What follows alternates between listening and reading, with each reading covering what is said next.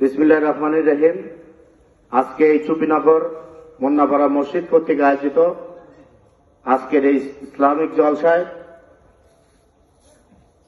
উপস্থিত সভাপতি এবং মঞ্চে উপবিষ্ট আমাদের কোরআনের বার্তা প্রেরক প্রিয় মুরব্বী এবং সাধারণপুর উপজেলা বিএনপির সম্মানিত সভাপতি এনামুল হক শাহিন ভাই, উপস্থিত চুপিনগর ইউনিয়নবাসী সকলকে জানাই বাংলাদেশ জাতীয়তাবাদী ছাত্র দল বগুড়া জেলা শাখার পক্ষ থেকে এবং আমার ব্যক্তিগত পক্ষ থেকে সালাম, আসসালামু আলাইকুম।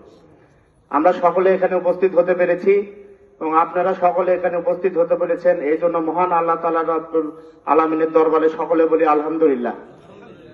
সম্মানিত উপস্থিতি, আজকের এই ইসলামিক অনুষ্ঠানে আমাকে দাওয়াত দেওয়ার জন্য আমার এটি নানিবাড়ি অঞ্চল, মুন্নাপাড়ার কন্যা আমার নানি, সেই জন্য সকলকে আমি ধন্যবাদ জ্ঞাপন করছি।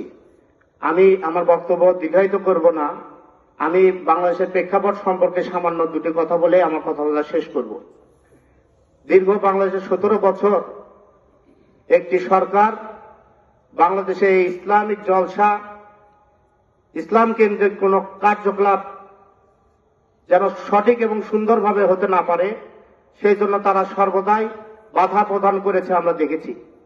তাদের আমলে আমরা দেখেছি মসজিদ সহ ইসলামিক যেসব প্রতিষ্ঠান রয়েছে সেসব প্রতিষ্ঠানে তারা হামলা করেছে, অনেক হুজুরকে নির্বিচারে হত্যা করেছে, জেলখানায় প্রেরণ করেছে এবং দেখেছি শাপলা চত্বরে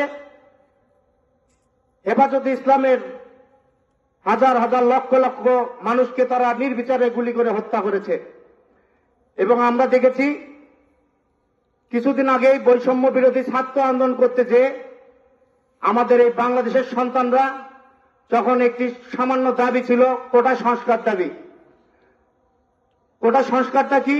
যেন কোটার মাধ্যমে যেন চাকরি না করতে হয়, কোটাবিহীন ভাবে মেধার মাধ্যমে যেন বাংলাদেশের জনগণ, বাংলাদেশের মেধাবী ছাত্ররা যেন চাকরি পায়, এই সামান্য একটি দাবি ছিল বাংলাদেশের জনগণ এবং সাধারণ শিক্ষার্থীর। এই দাবিকে কেন্দ্র করে এই খুনি হাসিনার সরকার এবং তার মন্ত্রিসভার বাহিনীরা নির্বিচারে আমাদের বাংলাদেশের কমলমতি শিক্ষার্থীর বুকে গুলি চালিয়ে হত্যা করেছে। বন্ধুরা, আপনারা সকলে জানেন আমাদের শহীদ প্রেসিডেন্ট জিয়াউর রহমান প্রথমেই আমাদের বাংলাদেশের সংবিধানে বিসমিল্লাহির রহমানির রহিম কথাটি স্থাপিত করেছিল।